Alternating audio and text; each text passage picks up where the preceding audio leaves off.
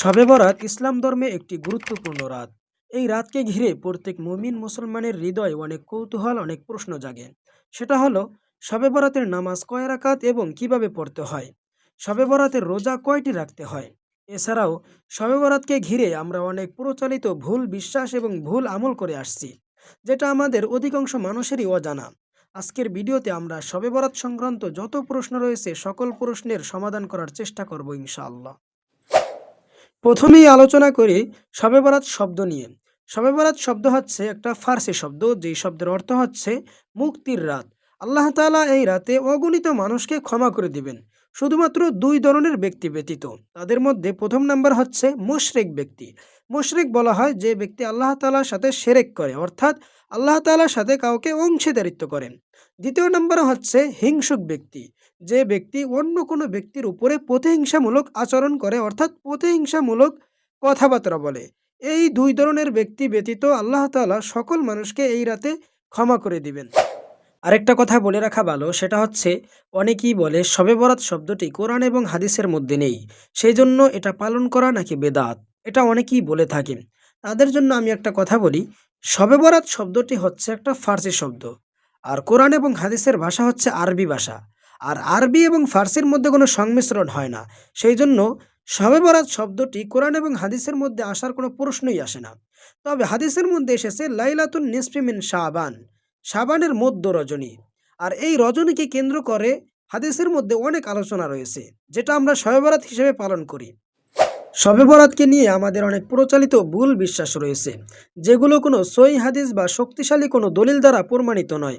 প্রথম নাম্বারই হচ্ছে, আমরা সকলেই মনে করি শবে বরাতের রাতে সকল মানুষের ভাগ্য নির্ধারণ করা হয়। আল্লাহ তাআলা কোরআনের মধ্যে বলেছেন, ইন্না আনজালনাহু ফি লাইলাতিন মুবারাকাতিন ইন্না কুন্না মুনজিরিন, নিশ্চয়ই আমি বরকতময় রাতে কোরআন নাজিল করেছি। এবং এই পরের আয়াতেই আল্লাহ তাআলা বলেন, ফিহা ইফরাকু কুল্লু আমরিন হাকিম, আর এই রাতের মধ্যেই আমি সকল হেকমাগুলো ঘোষণা করি। আল্লাহ তাআলা বলেছেন, আমি কোরআন নাজিল করেছি বরকতময় রাতে, আর এই রাতেই সকল হেকমাগুলো, সকল ভাগ্য আমি নির্ধারণ করি এই রাতে। তাহলে এর দ্বারা বোঝা যায় শবে কদরের রাতে আমাদের সকল মানুষের ভাগ্য নির্ধারণ করা হয়, শবে বরাতের রাতে নয়। এটা একটা প্রচলিত ভুল বিশ্বাস। দ্বিতীয় নাম্বার হচ্ছে, আমাদের পাড়া প্রতিবেশী, আত্মীয় স্বজন এবং পরিবারবর্গের মধ্যে যারা মৃত্যুবরণ করেছে, তাদের আত্মা আমাদের কাছে এই রাতে ফিরে আসে। এটা কোনো সহিহ হাদিস বা শক্তিশালী কোনো দলিল দ্বারা প্রমাণিত নয়। তৃতীয় নাম্বার হচ্ছে, আমরা অনেকেই মনে করি এই রাতের জন্য সুনির্ধারিত কোনো বিশেষ আমল বা দোয়া রয়েছে, যেগুলো শুধুমাত্র এই রাতের জন্যই করতে হবে। কোনো সহিহ হাদিস দ্বারা এমন কোনো প্রমাণিত নেই।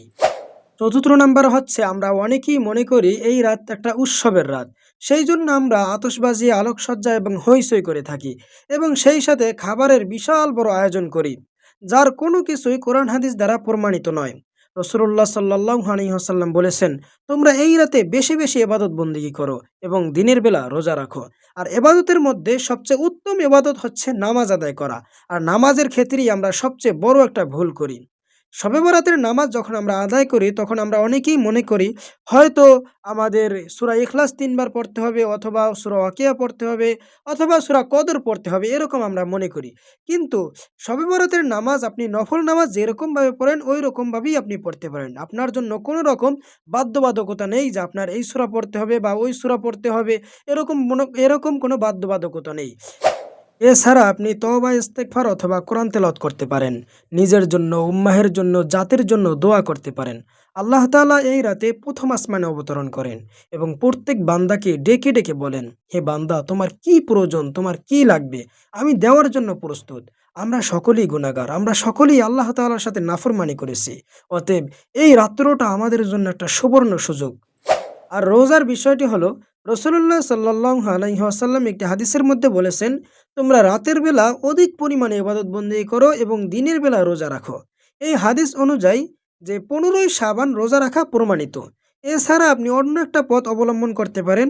রাসূলুল্লাহ সাল্লাল্লাহু আলাইহি ওয়াসাল্লাম প্রত্যেক মাসে 3টা করে রোজা রাখতেন, এবং এই শাবান মাসেও তিনি 3টা রোজা রেখেছেন। সেটা হচ্ছে আয়ামে বীজের রোজা, 13 তারিখ, 14 তারিখ, 15 তারিখ। এই 3 দিন হচ্ছে আয়ামে বীজের রোজা।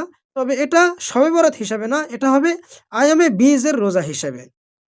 আল্লাহ তাআলা আমাদের সবাইকে সঠিক পথে থাকার এবং সঠিকভাবে ইবাদতবন্দি করার তৌফিক দান করুন।